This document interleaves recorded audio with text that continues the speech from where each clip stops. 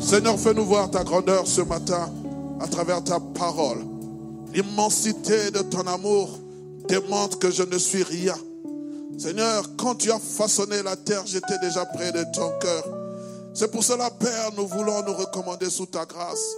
Seigneur, sanctifie ta parole dans le nom de Jésus. Amen. Béni soit Dieu. Oui, nous pouvons acclamer le Seigneur. Amen. Merci à la chorale. Merci pour ce merveilleux moment. Est-ce que nous pouvons les encourager? Vous savez, ce n'est pas toujours facile. Chaque samedi, ils sont là à répéter pendant des heures pour 45 minutes nous conduire dans la présence de Dieu. Et c'est toujours merveilleux que d'entendre ces merveilleuses voix annoncer, nous amener jusque dans les profondeurs de celui pour lequel nous sommes là en ce lieu. Je vous salue dans le nom puissant de Jésus. Tu peux saluer ton voisin en lui disant, je suis content de te voir. Shalom, shalom. Shalom à toi, mon frère, que j'ai vu il y a longtemps. Shalom à toi, ma soeur, que j'ai vu il y a longtemps. Amen. Rapidement, nous allons ouvrir nos Bibles. Nous sommes dans Isaïe chapitre 54. Nous continuons notre thématique sur l'année de l'élargissement et de l'affermissement. Et le dimanche passé, pour ceux qui étaient présents, nous avions parlé de élargi par l'amour divin. Et ce matin, j'aimerais toujours continuer, toujours sur cette même thématique, mais avec celle-ci, élargi et affermi par la grâce.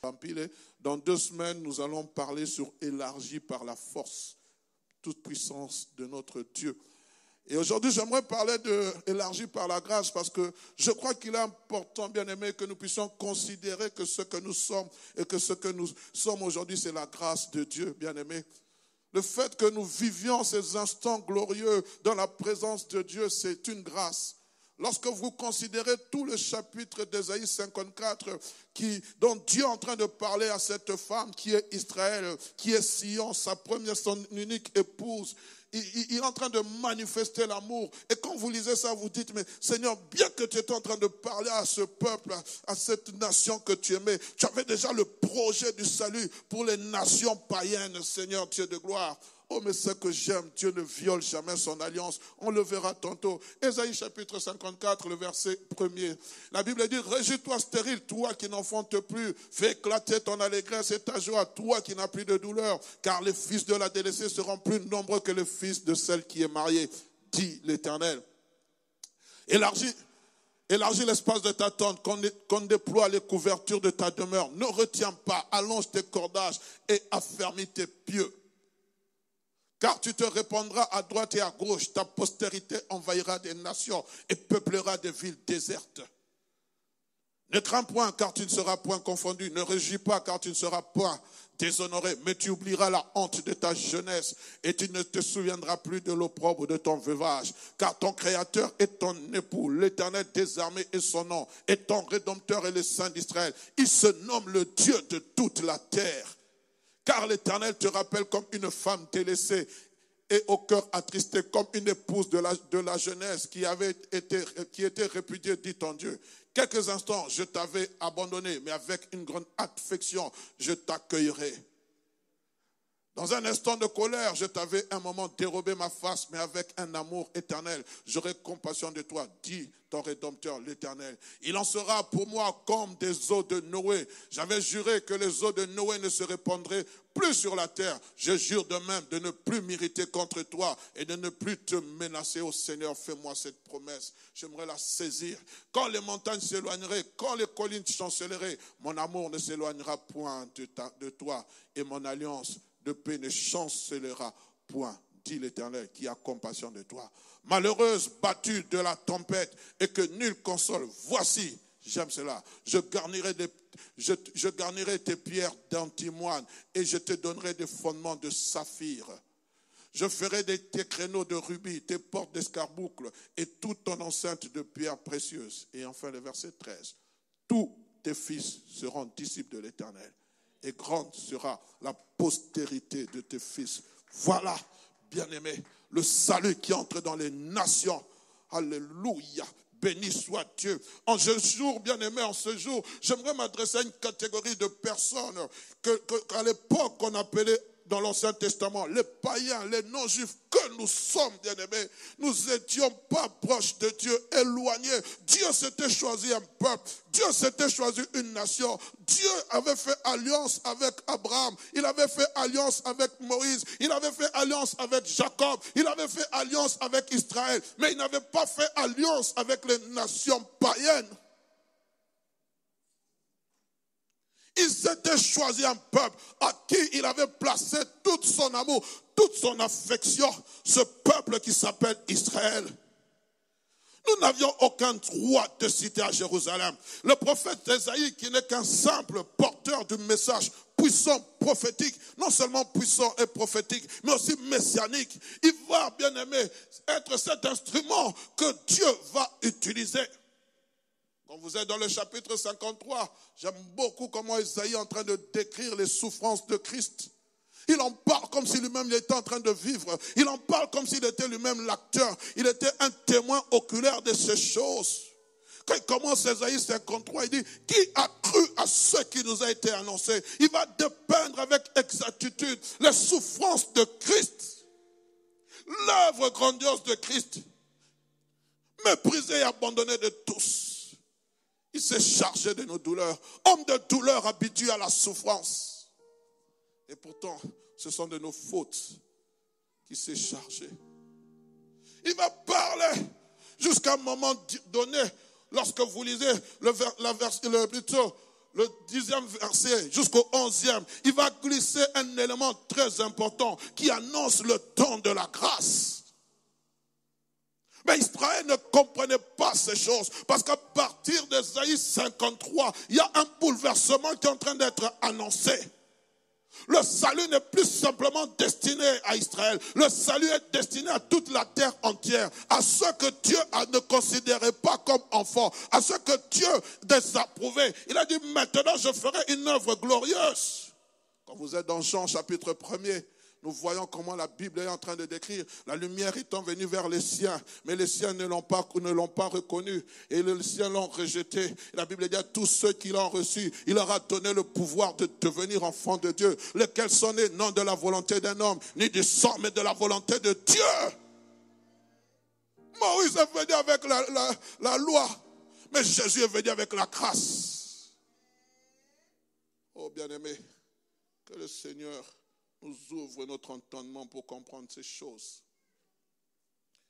Ésaïe 53, 10 à 11 dit ceci. Il appuie à l'Éternel de le briser par la souffrance. Après avoir livré sa vie en sacrifice pour le péché, il verra une postérité et prolongera ses jours. Et ce que j'aime, il fera une prospérité et prolongera ses jours. Et l'œuvre de l'Éternel prospérera entre ses mains. Car après avoir tant souffert, il verra la lumière. Il sera comblé. Beaucoup de gens le connaîtront. Je lis avec la version Bible dit semeur. Beaucoup de gens le connaîtront. Et pour cela, mon serviteur le juste leur accordera le statut de juste et se chargera de leurs fautes. De qui s'agit-il? Beaucoup de gens. Il s'agit de vous et moi. Cette lumière qui a brillé dans les ténèbres, nous l'avons vu briller dans nos vies. Nous l'avons vu briller dans nos vies. Et ce qui est merveilleux dans l'introduction d'Ésaïe 54, bien que Dieu s'adresse à son peuple, en amenant un cantique de joie, il incite Israël à élargir l'espace de sa tente et à affermir ses pieds. Pourquoi? Afin d'accueillir, afin de faire entrer dans sa tente les nations qui n'avaient pas de droit de citer. Écoutez le verset 3e. Vous pouvez me remettre le verset 3e d'Ésaïe 54, s'il vous plaît. Et si vous pouvez me rafraîchir le podium, s'il vous plaît. La Bible dit, car tu te répandras à droite et à gauche. Ta postérité envahira des nations. Oui, cette postérité, c'est qui? Cette postérité, c'est Israël. Mais elle va envahir des nations. Pourquoi? Et comment va-t-elle envahir des nations? Bien aimé, elle va envahir des nations par la parole de l'évangile. L'évangile, Dieu a dit à ce même juif, à Israël, vous serez mes témoins à Jérusalem, en Judée, en Samarie, jusqu'aux extrémités de la terre. Il avait déjà la vision évangélique. Ta postérité envahira des nations. Un jour, un homme qui s'appelle Paul, alors qu'il était en train de prêcher simplement dans la nation juive, il voulait entrer dans une ville, le Saint-Esprit ne le permit pas. Il va faire un rêve où Dieu va l'inciter, où il va voir, on est en train de faire un appel en secours, les Macédoniens sont en train de l'appeler, bien aimé. Je crois que l'évangile a commencé à entrer, pas à partir de ce moment-là. Certes, c'était Pierre qui était l'apôtre des païens lorsqu'il allait chez Corneille, des non-juifs, on l'a réprimandé, mais la grâce de Dieu, l'amour divin a été élargi jusque chez Corneille. L'amour divin a fait qu'un jour, un Éthiopien qui était en train de rentrer, il était intendant de la reine de Séba, il est en train de lire le livre d'Ésaïe 53, Dieu va envoyer un homme qui est en train de faire des miracles, qui est en train de guérir des malades, qui était là en pleine Samarie. Il avait du succès. Dieu va le transporter par l'esprit et va le conduire auprès d'un seul homme. Un seul homme. Il a laissé la foule. Il a laissé le peuple. Il a laissé la guérison. Il a laissé les prophéties. Il a laissé les téquites. Il est allé simplement pour annoncer la parole de grâce à une personne. Oh, si c'était nous. Oh, mais j'ai du succès ici. Qu'est-ce que je vais aller faire? Il a laissé toutes ces choses poussées par l'esprit. Oh, je prie qu'Église de la Porte, au-delà des succès que nous cherchons, au-delà des titres que nous cherchons, au-delà des nombres de vies que nous cherchons, que nous allions là où il n'y a pas Internet, que nous allions là où il n'y a pas TikTok, que nous allions là où il y a cette femme qui ne se connecte même pas avec Internet et que nous lui annonçons l'évangile de la grâce.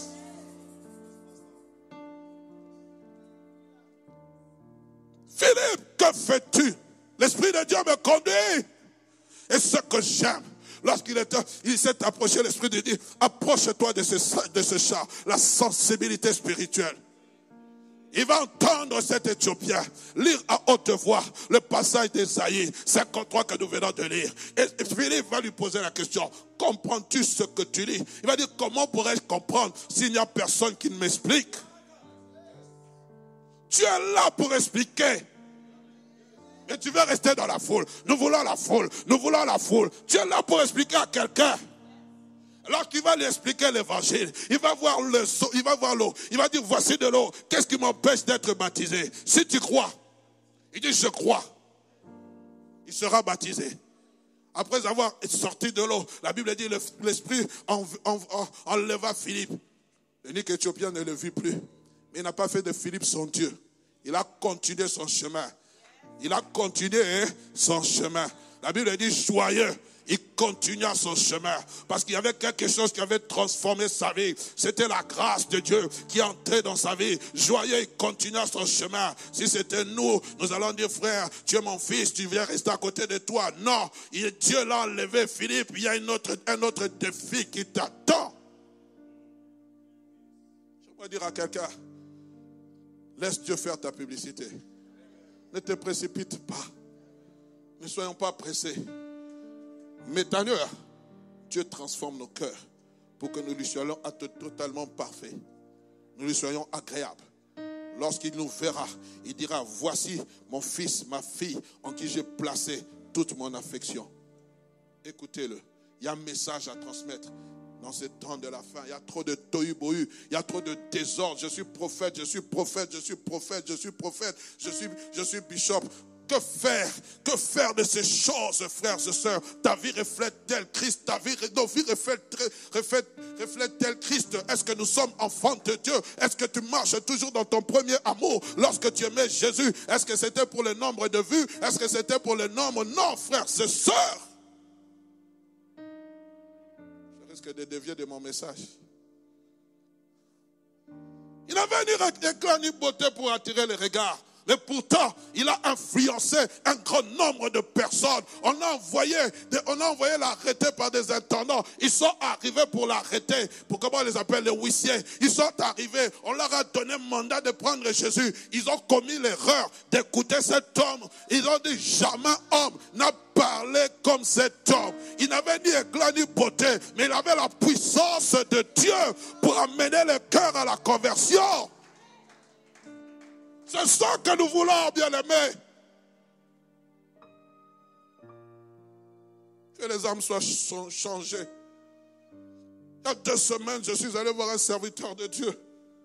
Quelques semaines en arrière, il était dans un pays africain. Il prêchait devant une multitude de personnes. Plus de 5000 personnes. Et j'entre dans la salle. Mon premier regard se pose sur la salle. 25 personnes. Waouh! Ce n'est pas ça qui m'avait choqué, parce qu'aujourd'hui, on regarde plus au nombre. Plein à plein. Il faut que l'église soit remplie pour qu'on soit content. Mais ce qui m'a touché, c'est de voir cet homme qui prêchait devant 5000 personnes. C'est poumonner la même chose devant 25 personnes. J'ai dit à son épouse, j'ai été touché. Elle me disait, mon mari me dit toujours, qui sait, peut-être dans la foule, Dieu m'a envoyé pour une seule personne. Et aujourd'hui, nous avons des serviteurs de Dieu. J'ai tout le respect pour vous.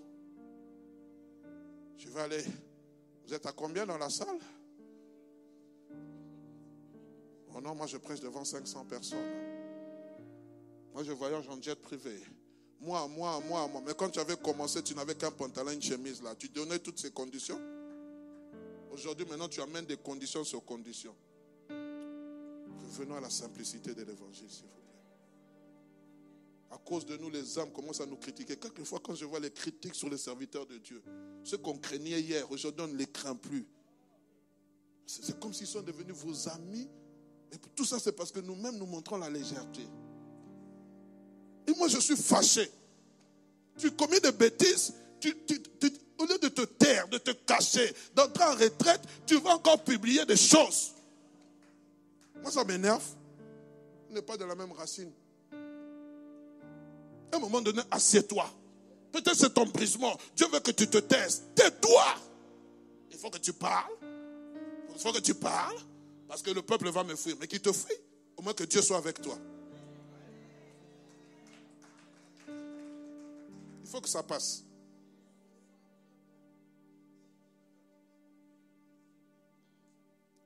Je peux continuer. Amen. Comment les nations peuvent-elles accéder à voir au bonheur d'Israël? Ce bonheur ou cette gloire future. Lorsque vous êtes dans Isaïe chapitre 54, on est en train de nous décrire cette gloire future. Le verset 11 à 13.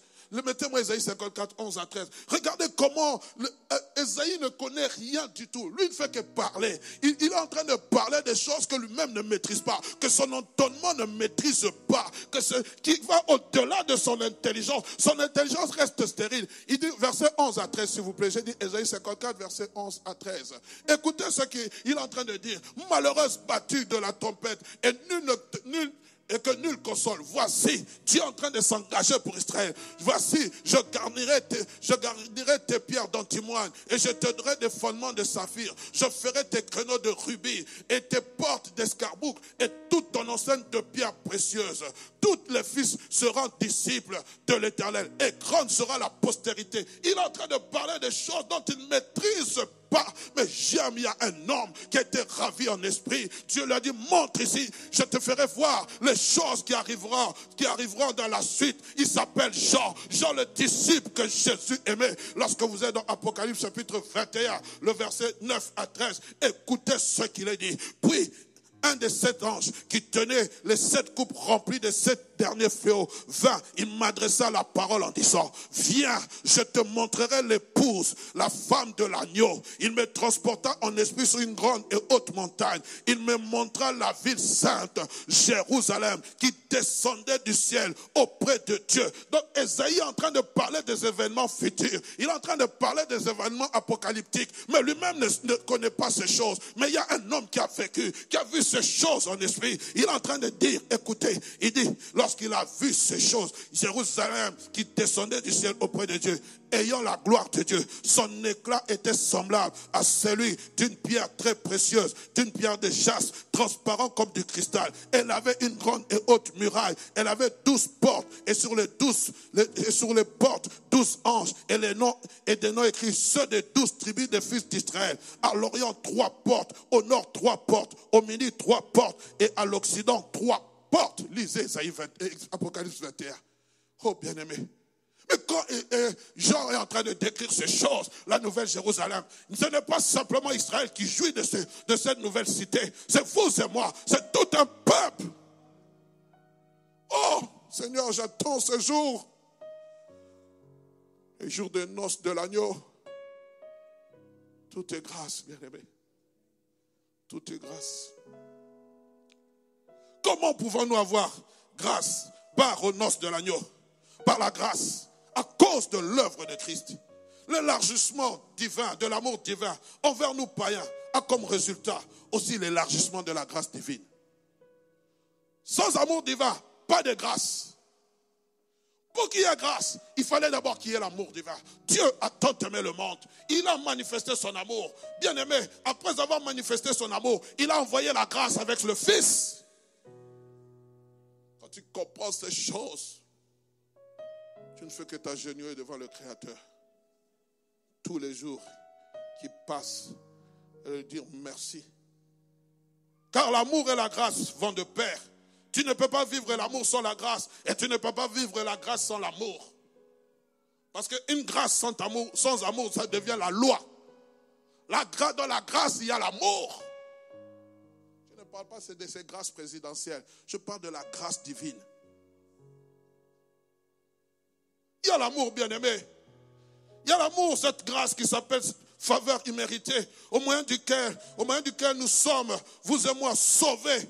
Et nous sommes appelés enfants de Dieu. C'est par la grâce que vous êtes sauvés au moyen de la foi. Cela ne vient pas de vous, mais c'est un don de Dieu. La grâce est un don de Dieu. Quand tu sais cela, tu ne te glorifies pas, Église. Tu ne te vantes pas, pasteur. Tu ne te vantes pas, homme de Dieu. Tu ne te vantes pas, servante de Dieu.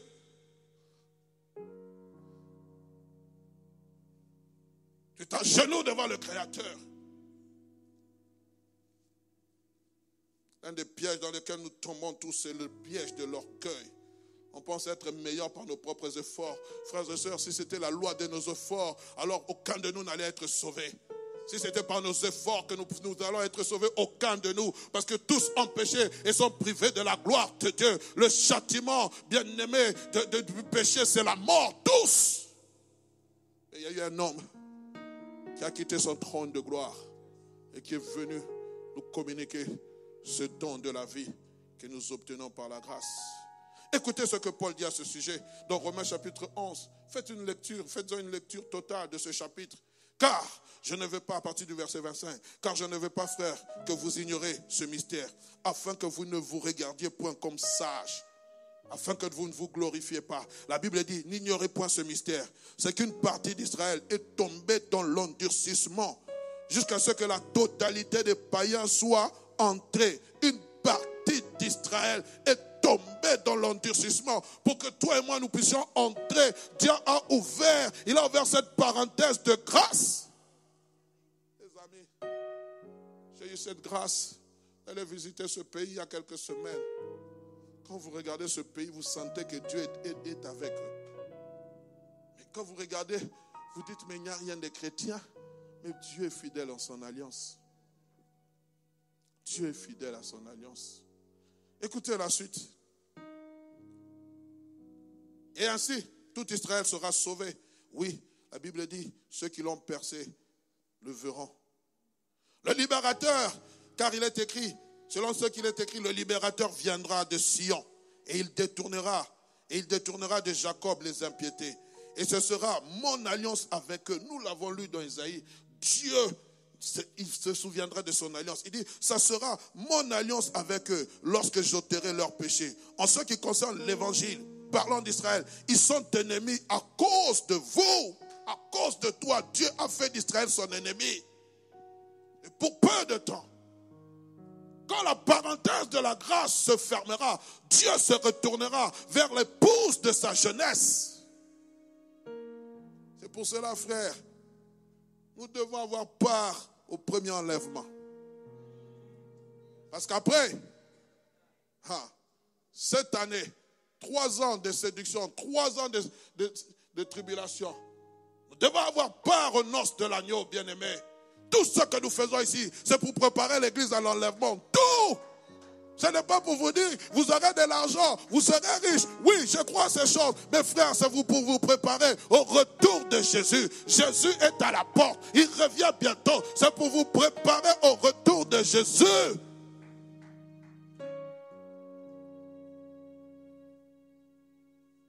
Tant que nous sommes ici-bas sur terre, fonctionnant d'après les principes que Dieu nous a donnés. En ce qui concerne l'évangile, ils sont ennemis à cause de vous. Mais en ce qui concerne l'élection, ils sont aimés à cause de leur père. Qui est leur père? Qui sont leurs pères? Abraham, avec qui Dieu a traité une alliance. Jacob, Moïse, Israël. Dieu se souvient toujours de son alliance. Et quand vous lisez la suite, qu'est-ce qu'il a dit? Car Dieu ne se répand pas de ses dons et de son appel. Il les avait appelés, il les a choisis, il les a choisis. Il a dit dans le livre d'Ésaïe, en un instant, dans ma colère, j'avais détourné de toi mes regards. Mais maintenant, je ne te délaisse plus. Je me rappelle de l'alliance que j'ai traitée avec toi. C'est pour cela, frères et sœurs, vous qui êtes assis en celui, soyez des personnes d'alliance avec Dieu. Dieu se souvient toujours de son alliance. Toujours, toujours, toujours. C'est que nous avons l'alliance à travers le sang du Fils, mais nous devons être aussi des personnes d'alliance. Dieu se souvient toujours des alliances. Et quand tu fais alliance avec Dieu, tu la respectes. Dieu aussi respecte le serment. Ça, j'ai appris ça. Je l'ai appris, frères et sœurs. Il y a des alliances, frères, que nous devons apprendre à bâtir. Parce que même lorsqu'il est en train de parler à Israël, il dit, je ne détruirai pas, comme j'avais juré à Noé que je ne détruirai pas. Je ne détruirai plus la terre, veuillez m'excuser, par les eaux. Mais qu'est-ce qui a fait que Dieu puisse jurer? C'est parce que Noé a bâti un autel qui est devenu une alliance. Et l'alliance qui a été faite, c'était l'alliance de quoi? Comment ça s'appelle? L'arc-en-ciel. Chaque fois qu'il y a arc-en-ciel dans les cieux, souvenez-vous que c'est une alliance que Dieu a traitée avec Noé, que la terre ne sera jamais détruite par les eaux. Eh bien, aimé, la question que nous devons nous poser, qu'est-ce que Dieu attend de moi? Eu égard à cette grâce qui a été manifestée en moi, qu'est-ce que Dieu attend de moi? Voilà la bonne question que nous devons nous poser.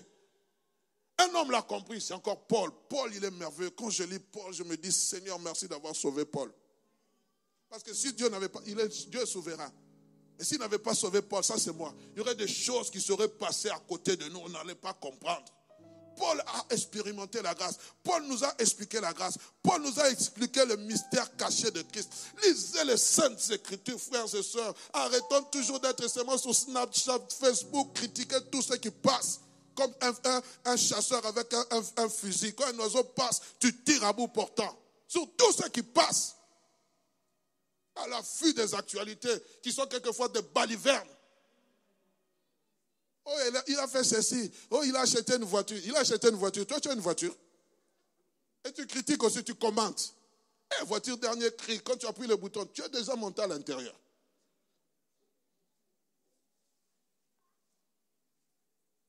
On est toujours là. On cherche, frères et sœurs, le royaume de Dieu ne vient pas de manière à frapper les regards. Cherchons ce qui est dans la profondeur. Cherchons, c'est pour ça que quand on prêche comme ça, tu ne comprends rien, ça passe. Et quand je vais te parler des noms ici que je vais citer, que je n'ose même pas. Et il avait dit ça sur Internet. Il avait dit ça, 1000 vues. Frères et sœurs, arrêtons. Cherchons l'évangile, cherchons le royaume, cherchons la volonté de Dieu. Cherchons ce qui fait avancer le royaume de Dieu. Ne m'amenez pas des choses inutiles, des balivernes. Ne venez pas dans mon bureau avec des choses inutiles. Amenez-moi des choses qui édifient mon âme. Des choses qui me portent vers le ciel. Oh, pasteur, tu sais, ce jour-là, on t'avait critiqué. Avec les critiques. Et la personne qui m'avait critiqué, reste avec ça. Pourquoi tu veux que j'haïsse cette personne? Quand tu viens me le dire, c'est avec quel objectif? Prie pour moi. De toute façon, je sais qu'on me critique. Ça ne change rien. Je resterai toujours Hugues. Ça n'ajoute rien, ça ne diminue rien. L'essentiel, je suis en route vers le ciel. Mes regards fixés sur Jésus-Christ. Et j'aimerais dire à quelqu'un, la chair n'est pas un endroit pour régler les problèmes avec les prochains. La chair, c'est un endroit pour édifier le peuple de Dieu. Quand tu te sers de la chair pour commencer à régler tes conflits, alors il y a un problème de chair. De la chair ici, il y a un problème de chair. La chair n'est pas un endroit où je commence à régler mes conflits avec les autres. Pourquoi je ne vais pas vers mon voisin le parler? La Bible dit, si ton frère a péché, qu'est-ce que tu dois faire? Va vers lui. Le jour où je m'entendrai faire ça, je vous donne la permission de me faire descendre. Que Dieu me garde. Un homme l'a compris, c'est Paul. 1 Corinthiens chapitre 15, verset 10, rapidement. Écoutez comment Paul résume sa vie. J'aime beaucoup comment il est en train de... Il résume sa vie par la grâce. Il dit, par la grâce de Dieu, je suis ce que je suis. Et sa grâce envers moi n'a pas été vaine. Loin de là, j'ai travaillé plus que eux tous. Non pas moi, toutefois, mais la grâce de Dieu qui est avec moi. Wow! Paul dit, ma vie est une vie de grâce. Moi, Paul, quand je me souviens de ce que j'étais ennemi de l'évangile. Moi, Paul, j'étais celui qui combattait l'évangile. J'étais un meurtrier. Moi, Paul, quand je me souviens d'où je viens, ce que Dieu a fait de moi n'est que grâce.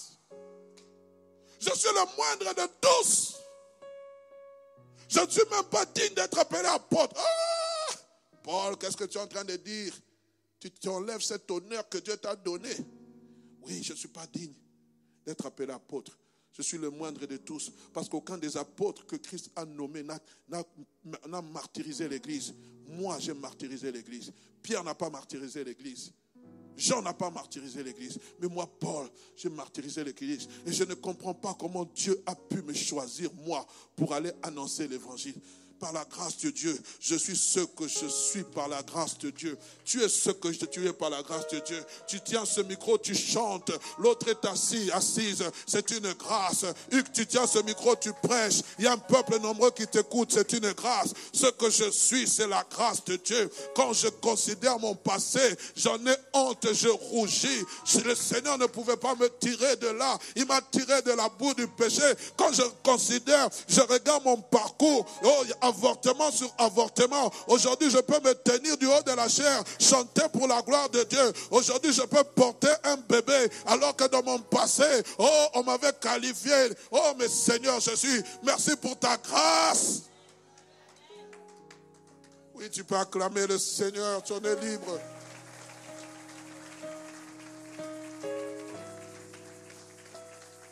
Paul dit, ma vie n'est qu'un résumé de grâce. Dans ce verset, il citera 3 fois le mot grâce. Cela laisse sous-entendre 3 aspects de la grâce qui étaient manifestes dans sa vie. Rapidement, nous allons bientôt clôturer. En premier lieu, il dit ce que je suis devenu aujourd'hui. Je le dois à la grâce de Dieu. Mon identité nouvelle, je le dois à la grâce de Dieu. Même si on m'appelle apôtre, je le dois à la grâce de Dieu. Lorsqu'on devait élire les gens, si le monde devait élire les apôtres, moi je ne serais pas éligible. Mais Dieu dans sa souveraineté, puisque Dieu voit loin, il voit le potentiel qui réside en moi. J'aimerais parler à quelqu'un ce matin. Le monde te condamne. Le monde t'a donné un sobriquet. Le monde t'a donné un cachet. Mais il y a Dieu. Le sang de Jésus peut ôter ce cachet. Depuis que tu nais, on ne fait que t'écraser. Est-ce que quelque chose de bien peut venir de toi? Toi, tais-toi. Toi, on ne peut pas t'entendre. On ne voulait pas entendre Bartimée. Mais Bartimée a poussé des cris vers celui qui pouvait changer sa destinée. Tu peux crier à Jésus et ta vie changera. On peut venir te dire tout ce qu'on peut te dire. On peut t'amener un curriculum vitae, un certificat de bonne vie et mœurs où il y a des condamnations. Mais le sang de Jésus, le sang de Jésus va effacer. La Bible dit, il a effacé l'acte dont les ordonnances nous condamnaient et qui subsistait contre nous. pour cela, j'aimerais dire à quelqu'un, arrête de condamner ton frère. Eh pasteur, est-ce que vous savez qui est à côté de vous? Je n'ai pas besoin de savoir qui est à côté de moi. Si je sais qu'il est né de nouveau, si je sais que le Seigneur l'a lavé par le sang, si je sais que le Seigneur a transformé sa vie, oui, il y a encore des tares, mais le Seigneur, Dieu puissant, je sais d'où je viens. Moi, je sais que j'étais un homme colérique. Pour rien, je m'énervais. Mais Dieu a transformé, il m'a brisé, il m'a taillé. Et s'il a fait dans ma vie, il peut aussi le faire dans la vie de plusieurs. Ne teignons pas le potentiel que les gens ont. Arrête. Si c'était nous, Paul, toi tu dois t'asseoir. Mais il y a eu un homme qui l'a compris. Barnabas, qui a dit non, cet homme, j'aimerais l'avoir à côté de moi. J'aimerais qu'il soit à côté de moi. Parce que je sens qu'il a un potentiel. Tous les disciples le craignaient. C'est un meurtrier, c'est un meurtrier, c'est un meurtrier. Mais Barnabas a dit, je le prends en charge. L'église, c'est un endroit qui débosselle les gens qui ont des défauts. Parce que dans la profondeur de Dieu, Dieu est en train de les retaper, de les requinquer. Il est en train de poncer. Il est en train de poncer. Il est en train de poncer. Il est en train de mettre une nouvelle couleur. Et lorsque la voiture sort, pimpon neuf, aucun défaut. Si les garagistes savent le faire, à combien plus forte raison, les garagistes des garagistes, ils peuvent le faire dans la vie de quelqu'un. Mon apostolat, c'est la grâce de Dieu.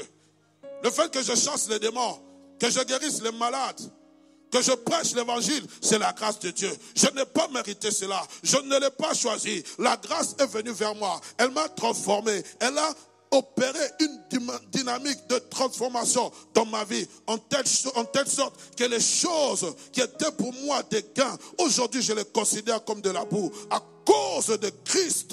Amen. Ce que je suis, ce que tu es, mon frère, même si tu pries des heures et que moi j'ai pris 30 minutes, c'est la grâce. C'est la grâce. Ah, ça sont des frères là, ce ne sont pas des frères dynamiques dans la prière. Nous, quand on commence de 24 heures chrono, c'est une grâce. C'est une grâce. Mais le jour où il va prier, peut-être ça sera 48 heures chrono. Mais de toute façon, ne fais pas la comparaison. Tu sais pourquoi Dieu t'a donné cette grâce de prier 24 heures d'affilée. En second lieu, Paul explique la grâce dans sa vie. Cette grâce n'a pas été inutile. Elle n'a pas été stérile. Cette grâce a pu produire quelque chose. Elle a donné des résultats. Bien-aimés, nous devons travailler afin que cette grâce que Dieu nous a donnée puisse produire des résultats. Il dit la grâce de Dieu envers moi. Les amis, n'effacez jamais le passage quand je le mets, s'il vous plaît. Il dit sa grâce envers moi n'a pas été vaine. Loin de là. Sa grâce envers moi n'a pas été vaine. Loin de là. Pourquoi cette grâce? Quand je me rends compte de d'où je viens, quand je me rends compte de ce que Dieu a fait dans ma vie, alors il faut que la grâce de Dieu soit productive. La grâce de Dieu, bien-aimé, bien qu'elle soit quelque chose de gratuit, mais elle doit produire. Elle doit produire. C'est pour cela que je parle aux enfants de Dieu qui sont assis. Dieu n'a pas besoin de fainéants dans son service. Il n'a pas besoin de paresseux. Lisez les livres de Proverbes. Paresseux, jusqu'à quand seras-tu couché? Aujourd'hui, c'est la journée du travail. Tu dois te lever, travailler pour le Seigneur. Arrête de rester dans la paresse. Ah, moi, si c'était moi à cette heure, j'allais faire ça. Fais ça, frères et sœurs. Lève-toi. Le Seigneur a besoin de ton talent. Le Seigneur a besoin de ceux qu'il a placés en toi. Il y a de futurs prédicateurs. Il y a de futurs intercesseurs. Il y a de futurs chantres qui sont assis ici. Vous faites utiliser vos pantalons, vos jupes. Alors que Dieu a besoin de vous dans sa moisson. Paul dit, cette grâce n'a pas été vaine. J'ai travaillé. Et il dit, bien que je sois le moindre de tous les disciples, j'ai travaillé plus que tous. J'ai dit, Paul, tu es vantard. Si tu venais dans ma région, on allait dire, voilà. Le pasteur vous avait dit, même s'il est converti, il n'est pas mort entièrement.